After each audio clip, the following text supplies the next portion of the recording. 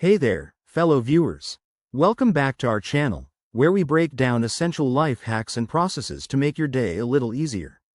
Today, we're tackling how to get a new VA ID for 2025.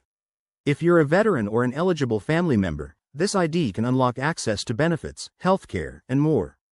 Stick around because we'll walk you through the steps in a simple, straightforward way. First off, let's talk eligibility. To get a new VA ID card, you need to be a veteran who has been discharged under conditions other than dishonorable, or you might qualify as a dependent or caregiver. Head over to the official VA website and use their eligibility checker. It's quick and free. Once you've confirmed you're good to go, gather your required documents. You'll typically need your DD Form 214, Certificate of Release or Discharge from Active Duty, a valid photo ID like a driver's license, and proof of your social security number. Don't forget any additional forms if you're applying for dependents. Now, for the application process. You have options. The easiest is online via the va.gov portal.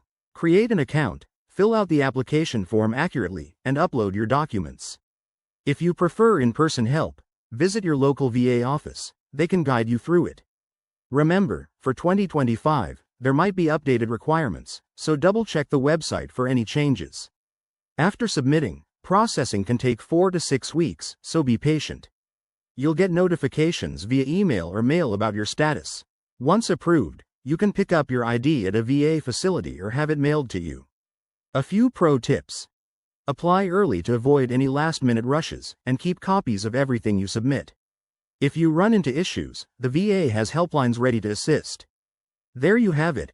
That's how to snag your new VA ID for 2025. This process empowers you to access the benefits you've earned. If this video helped, hit that like button, subscribe for more guides, and drop a comment below if you have questions. Thanks for watching, and take care.